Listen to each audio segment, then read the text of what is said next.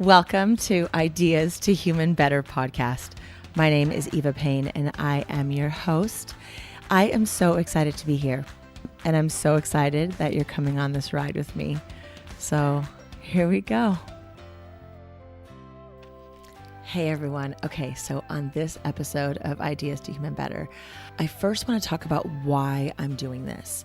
And for me, trying to figure out your next thing, it's a bunch of trial and errors. It's like you just go out and try something and things will work and then other things won't. So this is just one of those things. And I believe that you can really easily find your thing if you just keep following your joy. So the thing that you should be doing in this life is what brings you the most joy. So honestly, if you just keep following that path, you're eventually going to find your thing. So if you're doing something and there's a lot of resistance to it, maybe it's not your thing and it has to be tweaked a tiny bit. Or you've been doing that thing for so long that it's just stagnant and it needs to be tweaked. So, anyway, this is one of those things for me. You know, I've got like 5 small bets right now and I'm testing out all these different waters and I'm doing all these things that bring me joy and trying to combine as many of them as I can, because ultimately I just want to do what I love and then you just have a blissful, joyful life. I mean, right? Seems like the simple solution. So today, what we're going to do is we are going to one of my favorite podcasts. All right. So I've got 2 podcasts that have been my go-to for like the last 2 years, I want to say. And one of them is Impact Theory with Bilyeu. And I get up in the morning and when I'm making the kids lunches, I'll put either him or Lewis Howes on. Those are like my 2. I also really like London Real, but we're going to go with Tom today. So I saw that he has Mark Manson on his show right now. That's the one he just dropped.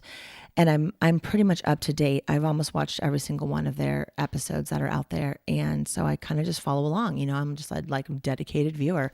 I get the little notification. I'm like, oh yay, here we go. And I go in and I listen to these people and I'm constantly brought back to my ideas of living this flow life and that it is possible for us to do that. Because when I'm listening to the evidence of all of these amazing authors and entrepreneurs and just amazing human beings, people who are just doing things that would just blow your mind. I mean, if you really sat and listened to these people, you would just be so fascinated by human beings and how magical and creative and amazing we are. And it can't help but give you hope and joy and want to just keep striving for greatness for yourself. So anyway, I listen and all these ideas come rushing in because see, that's one of my strengths is ideation. I get so many ideas. So I have this concept for living in flow. And then I apply the concept. It's like I'm testing the theory out in each of these podcasts that I listen to. So I'm listening to someone and then the ideas come in and I'm like, yep, that matches. Yep, that matches. Yep, that matches. And that's how I wrote the book. That's how like my book, Ideas to Human Better, which I just recorded chapter 1 and it's free out there on SoundCloud, because honestly, it's not even me. It's just how I'm built, like creativity. And I think it's how we're all built. That I truly believe that. But creativity just comes through me and the ideas come out. Like that's my strength. Now, for someone else, creativity might come through you and you're like this genius freaking scientist or, you know, like a doctor or something like really smart. For me, I just love people and I love love and I just want to figure out how to get more of that in the world. Like that's truly my goal and mission. So let's dive into Mark Manson on Impact Theory. So the title of the episode is Your Concept of Who You Are is Effing You Up. And Mark Manson on Impact Theory. All right. So he talks about it. I'm not going to get into all of it. I just want to kind of get to a couple nuggets and then have a discussion around that. So like, I kind of wish I was like in the room with them. This is like a book club, if you will, but like a podcast club. Like I want to have a discussion with people around this and mixed in with what's going on in my crazy head to see if any of it's valid for anyone else. Like, is it just me or does this make sense to anyone else? So I don't know if you're going to be able to hear this or not, but if you can't, then I'll somehow figure out how to edit it in or give you the, oh, you know what I can just do is I can tell you, I'm going to start listening right at 28:33. Of course, it would be 28:33. I see you, universe. 33 is like my number. It was my freshman tryout cheer number, and I didn't at all want to be a cheerleader. Long story for another day. But ever since then, it has just been like my number. Whenever I see it, I'm like, okay, I see you, universe. I'm where I need to be. So thank you for that. Okay. He talks about losing an identity and just how much of a challenge that is. And I want to just touch on that because I think it's so important for people to know that it's just identities. Like, that's it. And they're constantly changing. And our identities are not who we are. They're just sort of like costumes that we put on for a moment in time to have an experience that we need to have in that moment. So, for example, in the mornings, I wake up and I have to put on my mom costume, right? My mom identity. Like, I need to wear that and I want to wear it well. So I may not, it doesn't really matter what I look like to me. I just need to get lunches made. I need to get kids up. We need to not be screaming at each other in the morning. We need to get out of the house on time. Like, I just like dive into that role and I execute it well enough, right? Like, the task happens, check, I did it. And then we've got like these bigger identities, like your job or your career, or where you spend most of your day. And that could still be, in that mom role, or it could be in an office role, or it could be as an artist or exploring or a student, or you have no idea what you're doing in that time. But anyway, you bring on all these identities. You also bring on identities like, I'm the abuser, I'm the victim, I'm the hero, I'm, all of these like archetypes. You put them on yourself, other people put them on you, and they decide who you are to them, right? They're going to make their own judgments. You can't really help that. We're just human beings. It's what we do. We look at someone and we form opinions and we start classifying them with all of these identities. It's just how our brain organizes people, I think. And so we do that to ourselves, though. We become so ingrained in those identities, and especially when they're like really successful ones, or what we think we're successful, or we were really in flow in that identity. So let's say you really love your career, you're an athlete and you're just like thriving and everything's amazing, and you just keep leveling up, and it's amazing. And all of a sudden, boom, you get injured and it's gone. Like, you can never do that thing again, or at least never to the same ability. Now, who are you? Especially the more you have become known as that person. You've got these world-class athletes out there. Something happens to them and they can no longer compete at that level, and all their endorsements were tied into that, and all their money and their identity, and that's all they've ever known. That's all they've ever been since, zero. And so now it's like, what the heck do I do? Who am I? Or you were a mother and you lost your child and you think you're no longer a mother. And that's not true. But that's you were that identity, like you wanted to be that, or you want to really be that and you can't be that for whatever reason. And so it's like mourning this identity you never got to have. And it's just all of these identities and how we hold on to them and like they're so heavy. It's like, can you imagine wearing so many costumes? And sometimes you just want to take it all off and just be what you are, which is just energy and light and love and beautiful wholeness. And we just crowd ourselves with so much stuff. I'm the victim. This happened to me. Or and you're putting blame on things and woe is me. It's like those are all identities too. So we put on all this stuff, and that's the kind of stuff we need to lose your identity. So the crazy thing about this particular show is that my very, very, very first attempt at being something different other than who I had always been was putting together a blog called Lose Your Identity. And I didn't have my name on it. I just wrote, and I just wanted to get something created and out there. I wanted to speak my truth somewhere that was safe. So I just did it there because no one had to even know that it existed at the time. And slowly, as I kind of felt like that was amazing and it felt good and therapeutic and I liked it and I felt comfortable there, I just kept stepping more and more and more into these roles that felt good. And so I'm bringing on these new identities by shedding some of the old identities. It's like we are constantly evolving. We are chameleons. Like that's what we're here to do. So no matter what you're doing now, you're probably not going to be doing that in a couple years. If you're really true to who you are, you're going to evolve. I mean, it's going to continue to evolve. Even it may still be in the same field, but it should look different. Because if it doesn't, then you're not pushing yourself. It shouldn't look exactly the same. If you are stuck in a pattern and it looks exactly the same, you're not growing. So, okay, that's what I want to say about losing your identity and identities and whatnot. I'm going to go back to the podcast. Oh my gosh. Okay.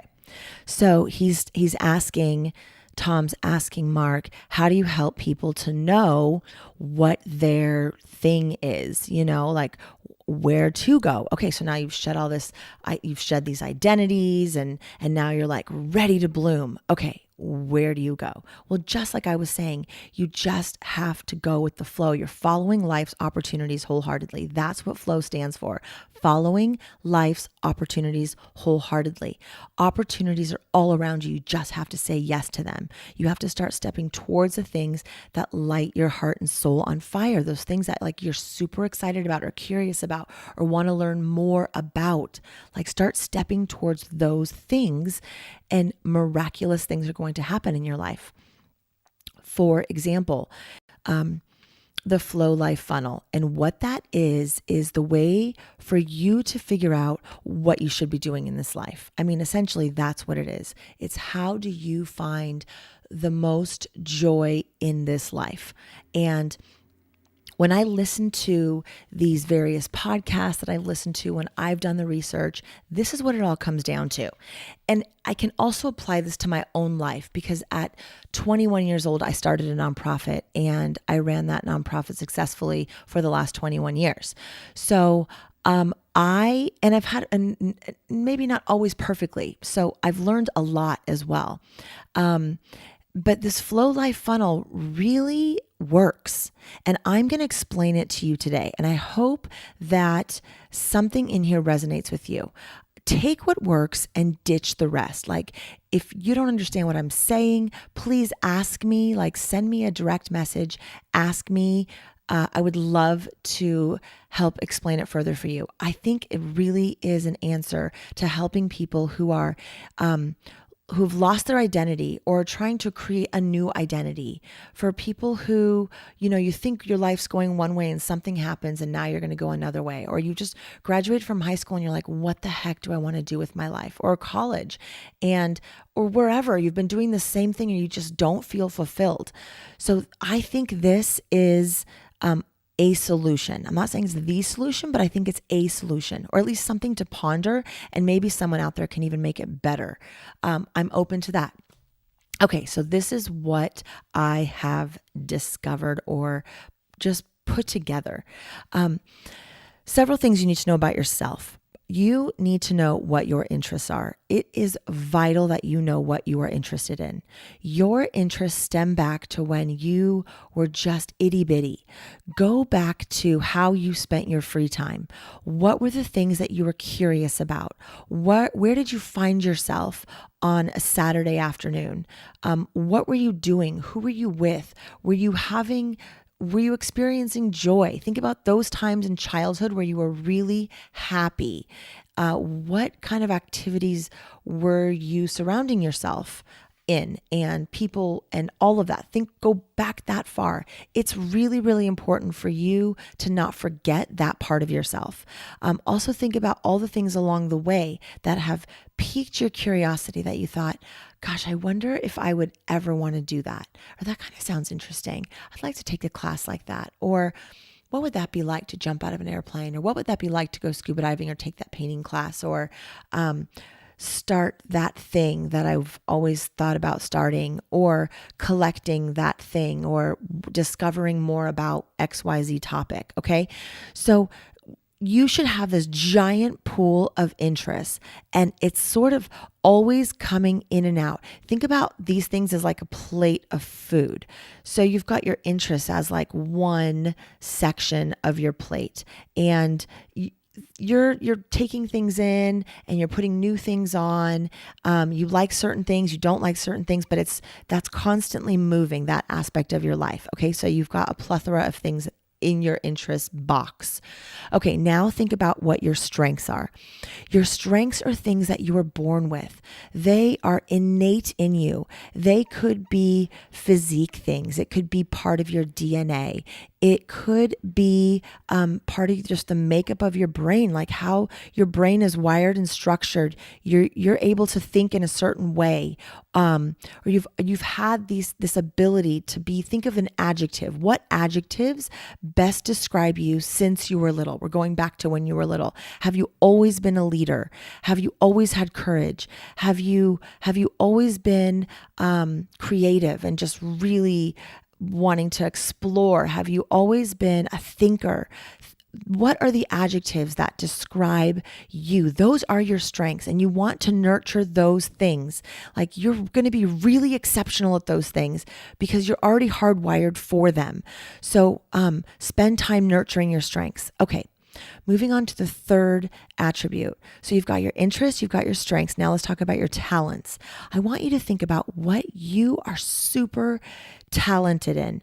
What are the things that you have spent time actually cultivating in your life?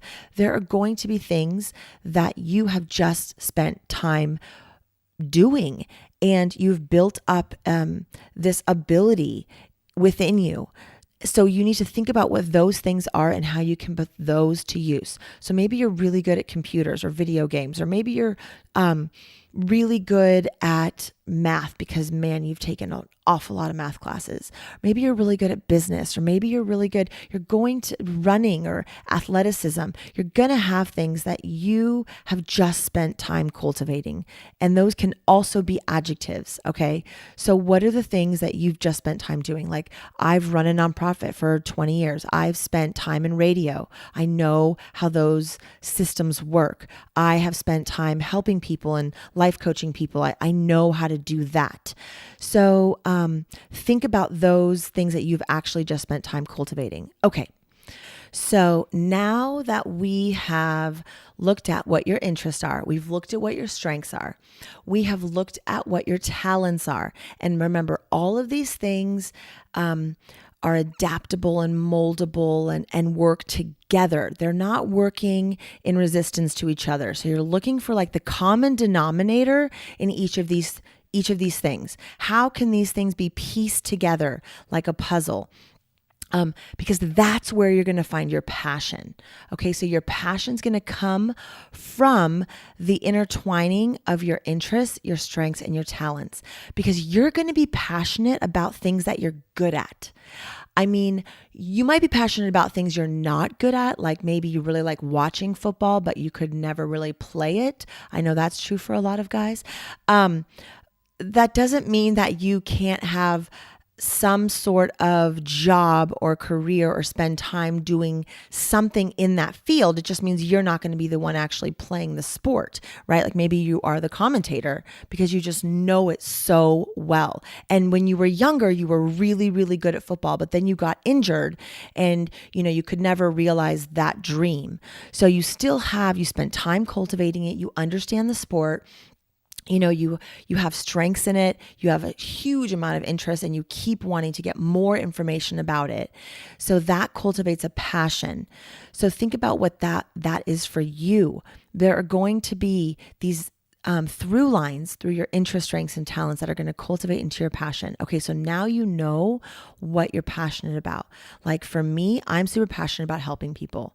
I love doing it. So at the end of the day, that's what I have to be doing. And it could look like 100 different ways. And I'm open to it looking almost any way, as long as I get to do how I get to do it in a way that really still uses my interests, my strengths, and my talents. Because when it utilizes those things, I feel good about myself, right? Like I'm like, dang, okay, I can actually do that. And I'm good at that. And then I want to get better at it and I want to cultivate it. And so when you have those things work synergistically together, then your intuition can kick in a way that teams up with creativity. It's like the two of those things come together in this like explosion of ideas for you.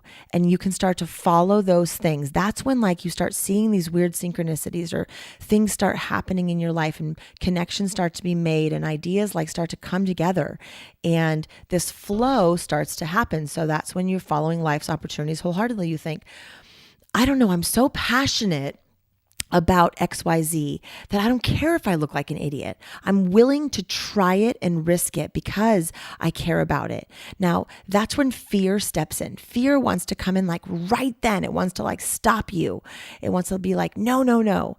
So that's when you have to stop and go, okay, fear is focusing energy on alternate realities. It's not real. Like it could be real. Like those things could happen, but if you don't take the risk, then you failed anyway, right? So it's like you might as well just take the risk and then learn and grow from it. So even if that particular thing doesn't work out, it's not wasted. You're going to take something from that and you're going to be able to use it to level up with it. But you have to take the chance to see if it's going to work.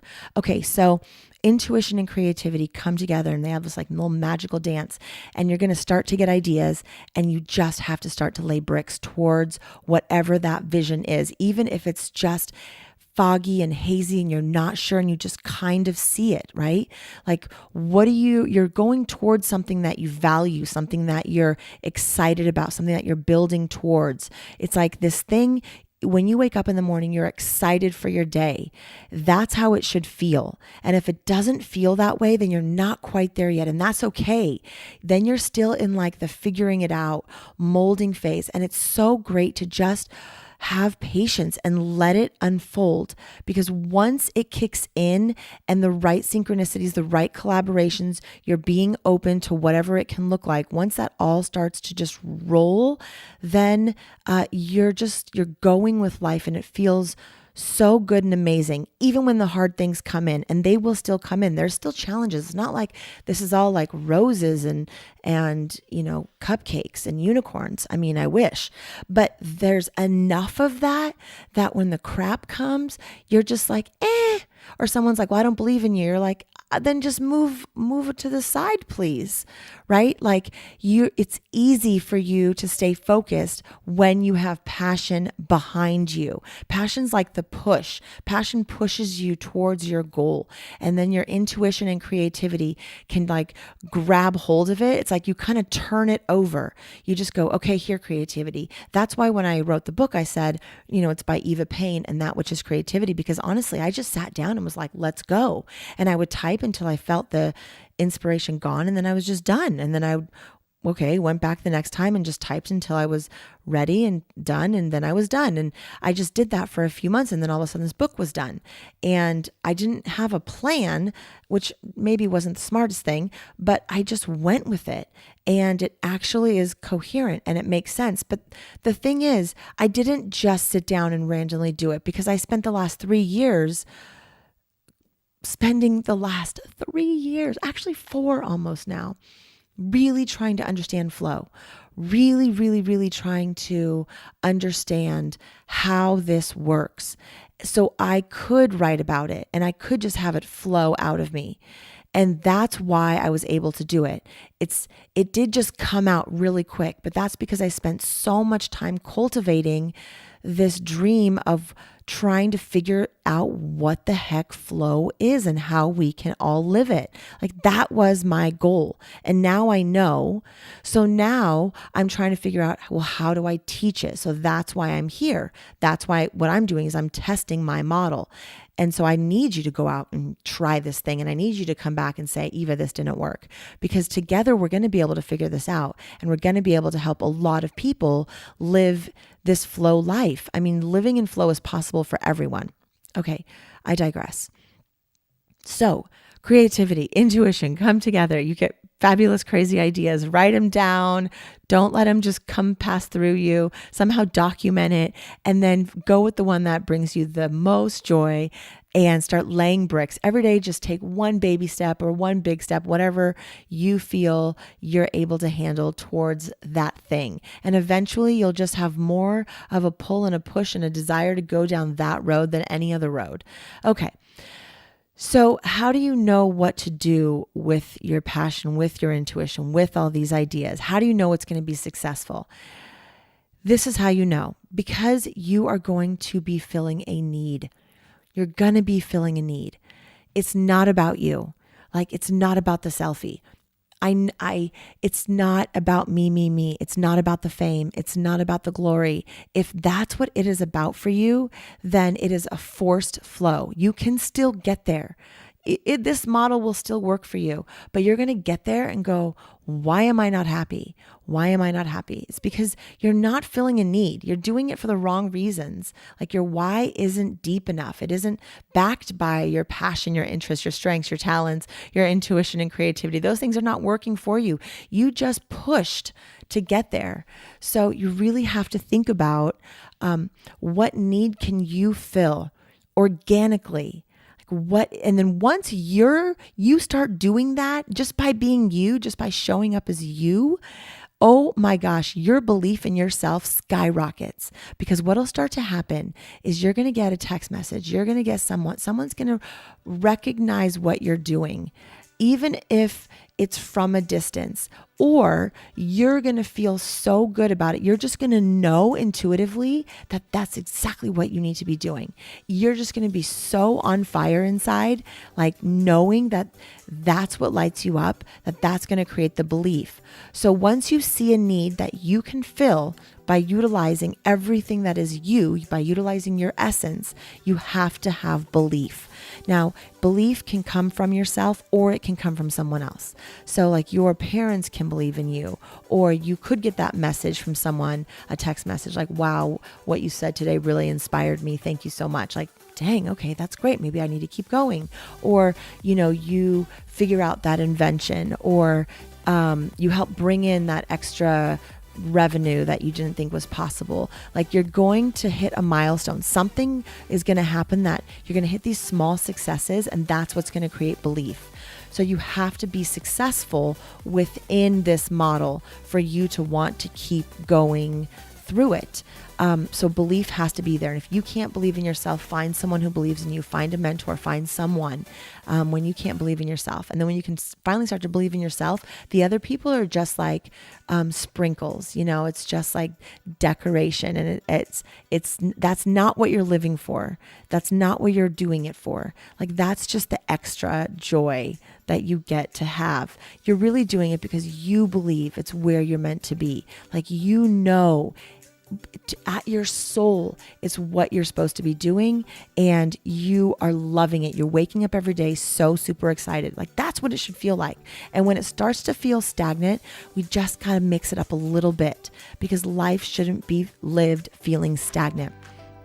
And that's where creativity and that intuition really come in. Okay, so to recap, we've got interests, strengths, talents, all right? Those lead to your passion. Your passion is going to start firing off your intuition. You're going to start to get so many ideas. Creativity is going to start to work. So creativity is the next piece that's going to help you fill a need. And to be able to be successful in filling that need, you have to have belief. So there you go. Those are the 8 things: interests, strengths, talents, intuition, passion, need, creativity, belief. Deep breath. 6 deep breaths. That's really what grounds you. All right. So when the craziness starts to come in, 6 deep breaths. Thanks everyone for listening. I really appreciate you being here, and I hope you learned something. And okay. Ideas to Human Better.